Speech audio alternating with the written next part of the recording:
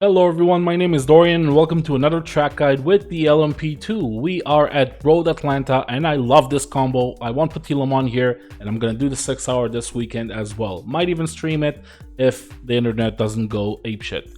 Now, a lot of hard work went into this track guide with the setup and the track guide itself. If you want to see more of it, if you enjoy it, leave a like and subscribe to the channel. It really does motivate me to keep going. Doc created a wonderful setup. Go to his Discord channel, say thanks, maybe sign up to his Patreon. He's a great guy. There's more setups for you guys to check out there. There's also my Discord if you just want to hang out. I do setups for F3s as well that you can get your hands on. And, you know, community events are coming. There's a few changes coming up, so it's going to be a good time. Just going to show you guys the lap real quick, and then we're going to go over it corner by corner. See you on the track.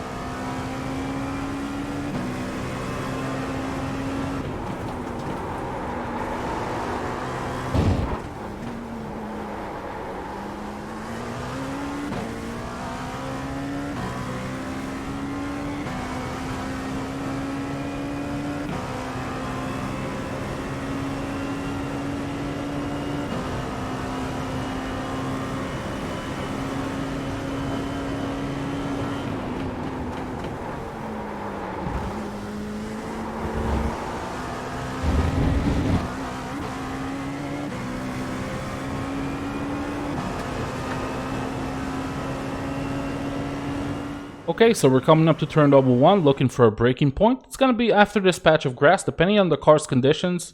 The later I'm going to brake. So right now I'm pretty optimal. The tires are warm and I got about 35 liters in the car. So I'm going to brake right around here. Notice how I'm going to the left of this white line. This is just a force of habit. It's not necessary. I think it might be potentially a little bit faster, but I'm not sure. If you're not comfortable doing that, then don't. It's not going to give you too much time at all. Braking from 6th gear into 4th. Very soft on the brakes initially. I'm not trying to slam the brakes. I'm leaving most of the energy in the front tires for the car to turn in. So around 40% and immediate release. I'm already in 5th right now. And downshifting now into 4th. Trail braking into the apex. I'm going to release the brakes and start accelerating quite early here. As you can see, it dips down here. There's tons and tons of grip in this area. You want to wait with the throttle until you sort of reach it and the car kind of sinks in. And this is where I'm going to start accelerating. So right as my front tires reach it. Try to clip this apex as much as you can. You don't need to mount this curb. In fact, try to avoid it, but be as close to it as you dare. Flat out the whole way through. I'm very aggressive because the car's conditions are good. And taking it all the way to the outside. Now, do not touch this curb. It's gonna be a bad day if you touch it. So try to avoid it at all costs. If you have to lift here, it's much better than trying to touch it. Now, very tricky set of corners. I'm taking the car to the middle of the track here, trying to set it up, 5th gear. And we're gonna take a look at two things. First is the braking and my signals on when to do everything. So first let's look at the braking. I'm modulating quite a lot, so a little bit and releasing, a little bit and releasing, and now as the car is straight, I'm giving it quite a bit and releasing it again into the apex. So the reason for that is because we have different levels of grip throughout this couple of corners. So right now we're going uphill. I got plenty of grip on the front tires as I brake. Car's leaning on it quite hard. So I can smash it for a little bit, but then I have to release as we get over the crest. The car gets light. Now I'm also trying to grab this as a late apex, this curb. So I want plenty of turn in for that. I'm still turning the car and I don't want to lock up the front tires. As I straighten out the wheel and as the track kind of levels here, there's a point where it's pretty level. I can start braking much harder. All the way into 3rd now. In a very late 2nd. So we got this white line and we got the end of the curb here, and that's our indication on when we want to start to turn in. You want your left wheel to be right around here as you do. Now, braking around 45-50%, and downshifting into second as I turn in the car. An immediate release of the brakes. Into trail brake. I can see that I'm about to clip this curb a little too much and might get an off track, so I'm going to be very early on the throttle because of it. Now, either way, you want to have some throttle on the landing here and while you cross this curb, because that will help the car settle down. You definitely want to settle the car down as fast as you can, because you're going to be flat out from this point for a long time. Around 40-50% at first, let the car land, straighten out the wheel, and smash it back to 100%. Potentially, you want to hug this curb the whole way through. It's kind of tricky. You scrub a lot of the tires when you try to do that, and you might lose the rear end. We're running medium downforce here, so you don't want to have a loose car on the exit here too much. So as you can see, I'm staying flat out, up to third gear, up to fourth, and I'm sort of opening up the wheel, not trying to hug it too sharply here, just so I won't lose the back end. I can keep carrying speed. Straighten out the car to the left, maximize my approach. You can't, I couldn't take it all the way to the left, theoretically, if you can do it, but it's kind of hard to do that. So you can compromise for putting the car right around here. Staying flat out, up to fourth, up to fifth now. And I want to go to the left here and sort of take this as an apex. Keep the car on to the left so I can have a nice sort of, or as straight braking point as I can. So sort of straight as I start braking. Right around here, I can already start opening up the wheel as I start braking, so I won't lock up the fronts. I don't have a visual marker here. This is all by feel. You can brake a tiny bit later, a tiny bit earlier, and it's fine. Now braking to around, 55% peak, and already releasing it slightly. I'm still braking, still trying to slow the car down all the way into third gear. And we're gonna try to get as close to this outside curb as we can before we start turning in. You can see the rubber is very visual here. You can see it quite clearly. If you go too much to the right, there's not gonna be any grip on the turn in. You're just gonna understeer into a wall. So keep that in mind. Now, I made an oopsie here. It cost me a tenth and a half. You can see it in the relatives. I was very upset, really. Trail braking all the way here, and I clipped this inside curb, and you do not want to do that. On the other hand, you want to be as close to it as you can. Technically, you want to put your left front right on this yellow line. So a bit of a later entry might have helped. Maybe braking later would have helped me. But it was still a pretty fast lap. I was very happy with it besides this corner, so I decided to keep it. As you can see, I'm very early on the power here. I'm actually trying to avoid this curb. That's why I'm so aggressive with it. But you do want to be early on the power here. So you want to start accelerating right around here. Have slightly wider line and you'll be fine. You won't have this bounce. The setup does cope with this bounce. I wasn't losing the car at any point. You can take the car all the way to the outside. It is a little bit faster if you put your left side of the car on the asphalt instead of all the way on the curb, because there's a dip here. The car kind of slams into the ground. Kind of compromises your straight line speed. So all in all, there's about a tenth and a half to getting here by not touching that inside curb. It won't chuck you to the outside like it did for me, and you'll be a little bit faster. Now, straighten out the car to the left here, and we're looking for a braking point. We're in fifth gear, if I'm not mistaken. You have 259, we're in fifth. And the 200 is your friend. You want to brake slightly after it. With cold tires right at it, but slightly after it. You have the white line. If your field of view isn't big enough to still see it, you have the white line here. That's what I'm looking at. And I'm going to brake just a tiny bit after it. From fifth into third. Very quick on the downshifts. Now, the reason I can brake so late here is because we're going uphill and there's tons and tons of camber and rubber around this corner. So I can carry a lot of speed into it. Time to turn in right at the second white line. So there's another white line.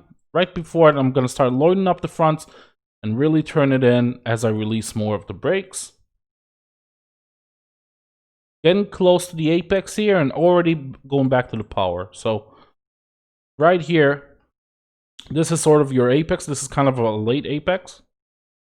Already back on the power in third gear. I'm not putting it in second. Sorry, you can, but it's a little risky. You might lose a lot of entry speed. Not risky like spinning the car, but you might lose speed because of the entry. You want to carry a lot of entry speed here. There's not a lot of time to accelerate out. I'm not trying to focus on the exit at all. So I want to carry as much entry speed as possible. Taking the throttle to around 75, I don't know, 70%-ish.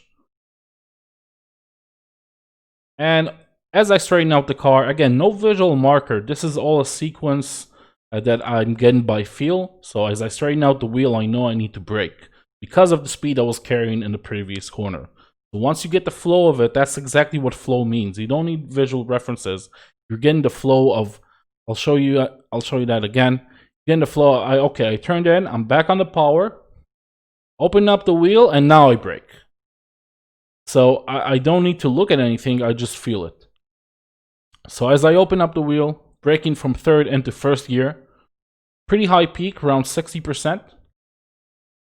Straight as I can, straight as an arrow here while braking. You want to start the turn-in process very late, because that inside curb is a killer. It will bounce like crazy, it will ruin your straight line speed, and you're not going to have any fun. So you want to have a late entry here, braking straight as an arrow, only start to turn in, I would say it's 10 meters before this curb ends, maybe a little less than that. As I release more of the brake, I'm going to be on the throttle very early here, notice that. So, about to finish my trail braking, very gentle trail braking, trying to get the car to turn in, be as close to this apex as I dare without mounting the curb. And I'm already back on the power, so I'm going to stay at around 40, 50, 60% for a relatively long time. The reason being, I don't want the traction control to kick in, and I don't want the back end to kick out as well. I want to make sure the car is as straight as possible when I floor it, so I won't have any wheel spin, and I'll get as much exit speed as I possibly can for this huge straight coming up. The more the wheel is straight, the more throttle I give it, but I'm being very gentle. So as you can see, there's that direct ratio between the wheel input and the throttle, but you can see how gentle it is as well. Just a tiny bit, 5 more percent, 10 more percent, fully open, and now I'm back at 100. Avoiding this curb on the outside, there's no point for it, there's no use for it, and you're through. Tugging it to the left, and then about halfway through the straight, going to the right, just to take a nice short route, and looking for a braking point here. So it's going to be right before the 100. Now, it's a tricky braking point. I'm using high pads. The setup comes with medium pads, so if you want to brake late here, you need the high pads. If you're using medium, you'd probably be better off braking a little bit earlier here. I'm going to brake, I would say, at the 110, let's call it, 115 maybe? I don't know, something in that region. That's why I start braking very hard, slamming it into 90%, and I'm going to stay there for quite a while, all the way from 6th gear to 2nd. Got the first white line, still not releasing it, I'm still slamming the brakes, and you got the second white line. The second white line is when you put the car in 2nd gear. You want to try to be already in 2nd here, and as I put it in 2nd, I'm going to start to turn in and release more of the brake as I do. So the more I ask from the front tires, the less I ask from the brakes in a direct ratio. It applies for everything, but specifically on this track, you really have to time it correctly. Now you can clip a little bit more of this curb than I have. I was carrying a little bit too much speed, coming in a bit hot. The front tires are boiling hot right now. So you want to keep that in mind as you ask the car for more and more. So you can see my initial input here is very soft. And as I release more, I ask it for more. And you really want to, pay attention to that, because or else you'll just understeer away. Clipping this curb. As I mount it, back to the throttle, I'm not smashing it, 40, 50, 60%, 70%, and lifting again. I want that turn in, and I want to clip this one as a late apex. I don't want to clip it too early, it's going to make the car bounce if you do. And as I mount it and finish it, I'm going to open up the wheel and start accelerating back to 100%. Then the car, by all means, use this curb on the outside. You want to have a very straight wheel as you touch it, or else you will lose the back end. So try to be as straight with the wheel as you possibly can, using it all the way through and coming back to the track in this diagonal line. That's kind of sort of your racing line here. And going to the middle of the track, going wide, just to maximize my approach here. And that will give us a 108.221. I hope you guys enjoyed this track guide. If you did, leave a like, subscribe. Let me know in the comments what you think. Hop over to mine and Doc's Discord. I'll see you in the next video. Have a great day. Bye-bye.